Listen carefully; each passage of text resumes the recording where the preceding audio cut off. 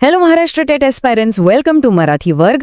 आज आपण एक अतिशय महत्त्वाचा आणि इंटरेस्टिंग टॉपिक कव्हर करणार आहोत. हे सायन्स मास्टर क्लास आहे, ज्यात आरोग्य आणि रोग म्हणजेच हेल्थ आणि डिझीज हा टॉपिक आपण एकदम डिटेलमध्ये पाहणार आहोत. अगदी बरोबर. आणि हा एक्सप्लेनर चालू होण्यापूर्वी एक क्विक रिमाइंडर, या विषयाच्या PDF नोट्स आणि प्रॅक्टिस क्विजची लिंक खाली डिस्क्रिप्शनमध्ये दिली आहे, ती नक्की चेक करा. टेट प्रिपरेशन आपल्याला एकदम सॉलिड करायची आहे. Let's get started. Okay, let's dive into this. आजचा आपला स्टडी प्लॅन आपण 5 भागात विभागला आहे. पहिला, आरोग्य आणि रोग म्हणजे नेमकं काय. दुसरा, रोगांचे प्रकार. तिसरा, इन्फेक्शियस डिझिजेसचा चार्ट. चौथा पॉइंट, डेंग्यू आणि स्वाईन फ्लू. आणि शेवटी महाटेटमध्ये येणारे प्रिव्हियस इयर क्वेश्चन्स आणि गेस्ट क्वेश्चन्स. हा एक्सप्लेनर तुमच्या परीक्षेसाठी एकदम गेम चेंजर ठरणार आहे फॉर शुअर. महाटेट एक्झाममध्ये बरेचदा बेसिक डेफिनेशन्स व स्ट्रेट फॉरवर्ड क्वेश्चन्स येतात, म्हणून सुरुवात एकदम बेसिकपासून करूया. सेक्शन 1, आरोग्य आणि रोगाची व्याख्या. Let's break it down. आरोग्य म्हणजेच हेल्थ नेमकं काय आहे? बघा, रोगाचा नुसता अभाव म्हणजेच आरोग्य नव्हे, तर शारीरिक, मानसिक आणि सामाजिक या पूर्णपणे सुदृढ असण्याची स्थिती म्हणजे आरोग्य. Complete physical, mental and social wellbeing. महाटेटमध्ये हा पॉइंट फसवून विचारला जातो. आपण फक्त फिजिकल हेल्थला इम्पॉर्टन्स देतो, पण मानसिक आणि सामाजिक हेल्थ सुद्धा तितकीच ॲब्सोल्युटली क्रुशल आहे, हे लक्षात ठेवायचंय. एक्झॅक्टली. आता रोग म्हणजे काय? डिझीज म्हणजे शारीरिक, क्रियात्मक किंवा मानसशास्त्रीयरित्या शरीरातील महत्त्वाच्या जैविक कार्यांमध्ये अडथळा आणणारी स्थिती. Simply put, a disturbance in physiological processes. आणि सगळ्यात महत्त्वाची गोष्ट, प्रत्येक रोगाची विशिष्ट लक्षणे असतात. या सिम्पटम्सवर आधारित टेटमध्ये नेहमी क्वेश्चन्स येतात. आता एक लॉजिकल रिझनिंगचा पहिला गेस क्वेश्चन पाहूया, जो एक्झाममध्ये येऊ शकतो. आजारपणामुळे शरीराला आरामाची गरज का भासते? याचं मुख्य कारण म्हणजे रोगापासून बरे होताना शरीराची ऊर्जा इम्युन सिस्टमकडे वळवली जाते. So taking rest is absolutely needed. आणि दुसरा गेस क्वेश्चन, साथीचा आजार पसरल्यास कोणती काळजी घ्यावी? तर सिंपल उत्तर आहे, पाणी उकळून पिणे आणि स्वच्छता राखणे. याची उत्तरे आणि अनुभव कॉमन बॉक्समध्ये नक्की टाईप करा. Let's make this explainer super interactive. आता आपण पाहूयात सेक्शन 2, रोगांचे प्रकार म्हणजे टाइप्स ऑफ डिझीजेस. हा पाठ ऑब्जेक्टिव्ह क्वेश्चन्ससाठी खूप जास्त इम्पॉर्टंट आहे. Now what's really interesting about this slide is कशी रोगांची विभागणी केली आहे. रोगांचे प्रकार 2 मुख्य भागात आहेत. कालावधीनुसार म्हणजे अकॉर्डिंग टू ड्युरेशन आणि कारणानुसार म्हणजे अकॉर्डिंग टू रिझन्स. बरोबर. कालावधीनुसार 2 प्रकार आहेत. दीर्घकालीन रोग म्हणजे क्रॉनिक डिझीजेस जे खूप काळ चालतात, आणि तीव्र रोग म्हणजे अक्यूट डिझीजेस जे पटकन येतात. आणि कारणानुसार 2 प्रकार आहेत. अनुवंशिक रोग म्हणजे हेरिडिटरी डिझीजेस जसे की डाऊन सिंड्रोम, आणि उपार्जित रोग म्हणजे एक्वायर्ड डिझीजेस. उपार्जित रोगांचे हे 2 मेन टाइप्स आहेत.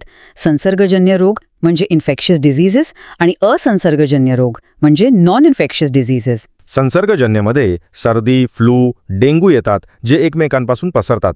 असंसर्गजन्यमध्ये मधुमेह म्हणजे डायबिटीज आणि हृदयविकार येतात. आणि लक्षात घ्या, एक प्रिव्हियस इयर क्वेश्चन म्हणजेच आपला पहिला PYQ यावर आला होता, ज्यात जोड्या जुळवा म्हणजेच मॅच द फॉलोइंग विचारले होते. त्यामुळे हे एक्झाम्पल्स नीट पाठ करायचे. आता परत एकदा क्विज टाइम. टेटमधील अमखास 2 PYQs पाहूया. दुसरा PYQ आहे, कविल आणि पटकी यांचा प्रसार कोणत्या माध्यमांद्वारे होतो? याचं उत्तर आहे दूषित पाणी. आणि तिसरा PYQ, मलेरिया कशामुळे पसरतो?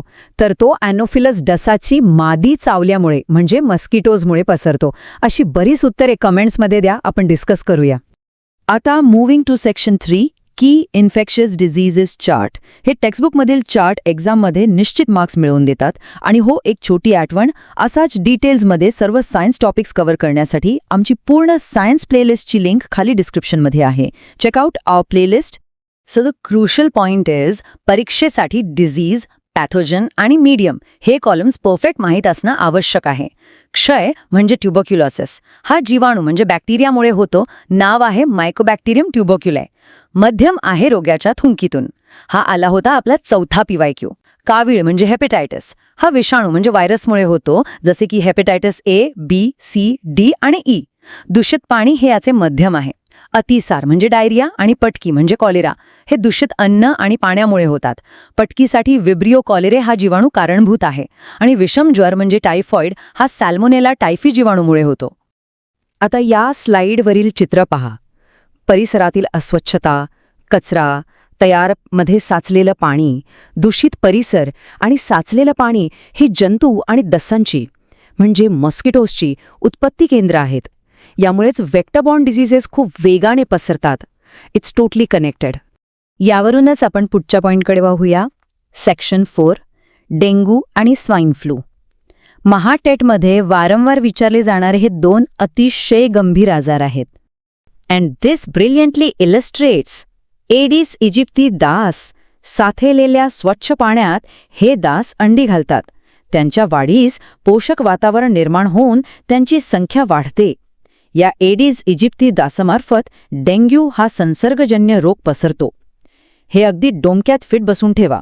डेंग्यूबद्दल हे महत्त्वाचे पॉइंट्स नोट करा. हा आजार फ्लावी व्हायरस प्रकारातील DN1 ते 4 या विषाणूंमुळे होतो. सगळ्यात महत्त्वाचे 2 सिम्पटम्स जे एक्झाममध्ये 5वा PYQ म्हणून आले आहेत ते म्हणजे डोळ्यांच्या खोबणीत दुखणे म्हणजे सिव्हिअर आय पेन आणि रक्तातील प्लेटलेट्सचे प्रमाण कमी होणे. प्लेटलेट्स कमी झाल्यामुळे शरीरात अंतर्गत रक्तस्त्राव म्हणजेच इंटरनल ब्लीडिंग होतो. पुढचा आजार आहे स्वाईन फ्लू. या रोगाचा संसर्ग डुक्कर म्हणजे पिग्स या प्राण्याद्वारे तसेच माणसाद्वारे होतो. विषाणूंचा प्रसार रोग्याच्या घामातून, नाकातील, घशातील स्रव आणि थुंकीतून होतो. याची मुख्य लक्षणे म्हणजे दम लागणे किंवा श्वासाला अडथळा निर्माण होणे, डिफिकल्टी ब्रीदिंग आणि घासा खवखवणे. महाटेटच्या एक्झाममध्ये विचारला होता की स्वाईन फ्लूचा व्हायरस कोणता, तर तो H1N1 आहे. हे सुद्धा क्लिअरली लक्षात ठेवायचे. सांगा पाहू, TETसाठी आमचा तिसरा आणि शेवटचा लॉजिकल रिझनिंगचा गेस क्वेश्चन. ग्रामपंचायत डासांचा प्रसार रोखण्यासाठी कोणती उपाययोजना करते? याचे उत्तर आहे धुराली किंवा फवारणी म्हणजे फ्युमिगेशन. अशी इनडेप्थ तयारी करायची असेल तर मराठी वर्ग चॅनलच्या मेंबरशिप्स नक्की जॉईन करा. फक्त 59 आणि 119 रुपीजमध्ये स्पेशल बॅजेस आणि एक्सक्लुझिव्ह कॉन्टेंट मिळतो जो अभ्यासात खूप मदत करेल. Check out the join button right now. If you want to join our premium Telegram channel, included daily YouTube video, PDF notes, quiz links, 89 rupees per month. Check out link in the description.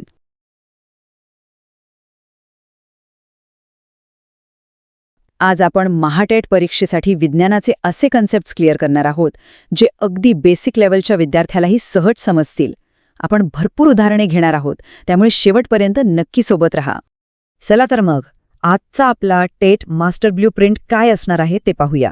आज आपण विषाणूजन्य रोग, असंसर्गजन्य रोग, औषधे, महत्त्वाचे आरोग्य दिन आणि शेवटी महाटेट सराव प्रश्नमंजुषा कव्हर करणार आहोत. परीक्षेत नेमके कोणते प्रश्न येतात हे पूर्णपणे या ब्ल्यूप्रिंटवर आधारित असणार आहे. Let's crack this syllabus today. All right, सुरुवात करूया आपल्या पहिल्या विभागापासून, विषाणूजन्य आणि प्राण्यामार्फत होणारे रोग, ज्यामध्ये आपण पाहणार आहोत स्वाईन फ्लू, एड्स आणि रेबीज. सगळ्यात आधी स्वाईन फ्लू हा आजार इन्फ्लुएन्झा ए म्हणजेच H1N1 या विषाणूमुळे होतो आणि दुसरा आहे एड्स जो HIV विषाणूमुळे होतो. आता बरेच विद्यार्थी मला विचारतात, सर एड्स स्पर्शाने पसरतो का? तर मित्रांनो, अजिबात नाही. बाधित व्यक्तीला नुसता स्पर्श केल्याने किंवा त्यांच्यासोबत राहिल्याने हा आजार होत नाही. परीक्षेच्या दृष्टीने एक अत्यंत महत्त्वाची गोष्ट फिक्स लक्षात ठेवा. एड्सचे निदान करण्यासाठी एलायझा म्हणजे एलायझा ही टेस्ट केली जाते. हे तुमच्या नोटबुकमध्ये लिहूनच ठेवा. आता वळूया रेबीजकडे. कुत्रा, मांजर, ससा किंवा माकड चावल्याने हा विषाणू मज्जातंतू वाटे थेट आपल्या मेंदूत प्रवेश करतो. पण लक्षात घ्या, प्राणी चावल्या चावल्या लगेच याचा त्रास सुरू होत नाही. याची लक्षणे दिसायला चक्क 90 ते 175 दिवस लागतात. आणि महाटेटच्या एक्झामिनरचा सर्वात आवडता प्रश्न कोणता? तर जलद्वेष म्हणजेच हायड्रोफोबिया. या आजारात रुग्णाला पाण्याची प्रचंड भीती वाटते. हे लक्षण अगदी पक्क डोक्यात फिट करून ठेवा. मित्रांनो, एक छोटीशी क्विक विश्रांती. आपल्या विज्ञानाच्या सर्व लेक्चर्सची सायन्स प्लेलिस्ट लिंक डिस्क्रिप्शनमध्ये दिलेली आहे, ती नक्की तपासा. जर तुम्हाला हा क्लास आवडत असेल तर आत्ताच व्हिडिओला लाईक करा, शेअर करा आणि आपल्या मराठी वर्ग चॅनलला सबस्क्राईब करायला विसरू नका. तसेच आपल्या चॅनलला अधिक सपोर्ट करण्यासाठी तुम्ही फक्त 59 रुपये आणि 119 रुपयांचा मेंबरशिप प्लॅन जॉईन करू शकता. लिंक्स खाली आहेत. चला परत अभ्यासाकडे वळूया. आपला दुसरा विभाग आहे प्रमुख असंसर्गजन्य रोग, ज्यामध्ये आपण कर्करोग, मधुमेह आणि हृदयविकार यांसारखे लाईफस्टाईल डिझिजेस पाहणार आहोत. हे आजार संसर्गाने पसरत नाहीत बणका. इथे आपण कर्करोग आणि मधुमेह म्हणजेच कॅन्सर आणि डायबिटीस यांची तुलना करूया. कॅन्सर कशामुळे होतो? अति तंबाखू सेवन, जंक फूड किंवा अनुवंशकता. याची लक्षणे म्हणजे दीर्घकालीन खोकला आणि अकारण वजन घटणे. दुसरीकडे डायबिटीज, जेव्हा आपल्या स्वादुपिंडातून निर्माण होणारे इन्सुलिन नावाचे संप्रेरक कमी होते तेव्हा साखरेचे प्रमाण वाढते आणि मधुमेह होतो. तुम्हाला ऐकून आश्चर्य वाटेल, पण सध्या भारतात मधुमेहाचे तब्बल 7 कोटीहून अधिक रुग्ण आहेत. That is absolutely massive. आता हृदयविकाराविषयी एक अत्यंत प्रॅक्टिकल गोष्ट समजून घेऊया. जर तुमच्या समोर कोणाला हार्ट अटॅक आला तर काय कराल? यासाठी COLS म्हणजेच कॉम्प्रेशन ओनली लाईफ सपोर्ट ही पद्धत वापरतात. एकदम सोप्या स्टेप्स आहेत. आधी 108 वर इमर्जन्सी ॲम्ब्युलन्ससाठी कॉल करा. रुग्णाला कडक पृष्ठभागावर झोपवा आणि सर्वात महत्त्वाचं, 1 मिनिटाला 100 ते 120 वेळा या गतीने त्यांच्या छातीच्या मध्यभागी दाब द्या.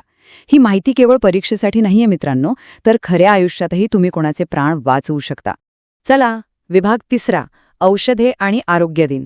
महाटेट परीक्षेत सर्वात सोपे आणि हक्काचे मार्क्स मिळवून देणारा हा सेक्शन आहे. तुम्हाला जेनेरिक औषधे आणि ब्रँडेड औषधे यातील फरक माहितीये का? ब्रँडेड औषधे अत्यंत महाग असतात कारण त्यांच्यावर प्रचंड मार्केटिंगचा खर्च असतो. पण जेनेरिक औषधे त्याच फॉर्म्युल्याची असूनही खूप स्वस्त असतात. भारत सरकारने 2015 मध्ये प्रधानमंत्री जन औषध योजना सुरू केली आहे. तुम्ही हेल्थ कार्ड किंवा जनसमाधान यांसारखे मोबाईल ॲप्स वापरून ही जेनेरिक औषधे अगदी सहज शोधू शकता आणि भरपूर पैसे वाचवू शकता. मित्रांनो, आता ह्या स्क्रीनचा एक मेंटल स्क्रीनशॉट काढून घ्या. हे आरोग्य दिन परीक्षेत हमखास विचारले जातात. 7 एप्रिल जागतिक आरोग्य दिन, 14 जून जागतिक रक्तदान दिन, 29 सप्टेंबर जागतिक हृदय दिन आणि 14 नोव्हेंबर जागतिक मधुमेह दिन. हे 4ही दिवस तुम्हाला तोंडपाठ असायलाच हवेत. गॅरंटीड मार्क्स इथे. आणि आता वेळ आली आहे सर्वात एक्साइटिंग भागाची. विभाग 4, महाटेट सराव प्रश्नमंजुषा. चला, सर्वांनी आपले कीबोर्ड रेडी ठेवा आणि कमेंट बॉक्समध्ये पटापट उत्तरे द्या. Let's see your preparation. हे आहेत मागील वर्षी आलेले प्रश्न. PYQ 1. स्वाईन फ्लू या आजारासाठी कोणता विशिष्ट विषाणू कारणीभूत आहे? आणि PYQ 2. रेबीज या आजाराच्या सर्वात महत्त्वाच्या लक्षणाला काय म्हणतात? मी आत्ताच शिकवलंय हे. सर्वांनी कमेंट बॉक्समध्ये पटापट उत्तरे टाईप करा. बघूया किती जणांना बरोबर आठवत आहे. आता 3रा प्रश्न. स्वादुपिंडातून निर्माण होणाऱ्या कोणत्या संप्रेरकाच्या म्हणजेच हॉर्मोनच्या कमतरतेमुळे मधुमेह होतो? छोटीशी हिंट देतो, हे तुमच्या रक्तातील साखरेवर नियंत्रण ठेवण्याचं काम करतं. कमॉन, लवकर कमेंट करा. Okay, let's check the answers. Swine फ्लूसाठी कारणीभूत आहे H1N1 विषाणू. रेबीजचे लक्षण आहे जलद्वेष किंवा हायड्रोफोबिया.